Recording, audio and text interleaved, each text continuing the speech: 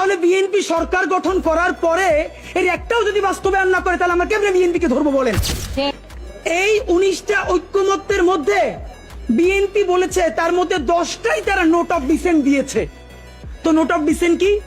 Note of dissent হলো আপাত দৃষ্টিতে আমি এটা মাইনে নিলাম, কিন্তু আমি আসলে এইটার সাথে একমত না। তাহলে বিএনপি এই 19টার মধ্যে যেই 10টা নোট অফ ডিসেন্ট দিছে সেই 10টাই তো মোস্ট সিগনিফিকেন্ট জায়গা। তাহলে বিএনপি সরকার গঠন করার পরে এর একটাও যদি বাস্তবায়ন না করে তাহলে আমরা কেমনে বিএনপিকে ধরবো বলেন? মানে এর আইনি বাধ্যবাধকতা কোথায়?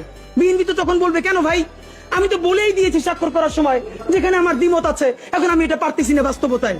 মজার ব্যাপার বলি, সরকারের কয়েক জায়গায় জিজ্ঞেস করেছি বলেন তো 19টা মৌলিক সংস্কারের মধ্যে আপনাদের কাছে একটা মোস্ট সিগনিফিকেন্ট কোনটা? তারা বলেছে সংসদের উচ্চকক্ষে পিআর ব্যবস্থা আনুপাতিক হারে। এবং আপনাদেরকে জানাই রাখি, সংসদের উচ্চকক্ষে যে পিআর, বিএনপি এখানে নোট অফ ডিসেন্ট দিয়েছে। যে সংসদের উচ্চকক্ষে বিএনপি যে নোট অফ ডিসেন্ট দিয়েছে এটাও যদি সে বাস্তবায়ন না করে তাহলে আমরা, মানে আপনি ভাবেন আমরা কি কারণে, ঠিক কোন কারণে আমরা এখন এই কথাগুলোকে বিশ্বাস করবো? রাজনৈতিক দলগুলোকে তারা ইন্টারিম থাকা অবস্থায় আমাদের চোখের সামনে 47কে নাই করে দিল, পিলখানাকে নাই করে দিল, শাপলাকে নাই করে দিল, নিরাপদ সড়ক আন্দোলনকে নাই করে দিল, বিচারিক হত্যাকাণ্ডের কথা তারা বললো না। যেই তারা ক্ষমতার মসনদ পেয়ে যাবে এই কথা বলার পর যে আমরা আবার জেলে যাব না, তার প্রমাণ কি আপনাদেরকে বলে?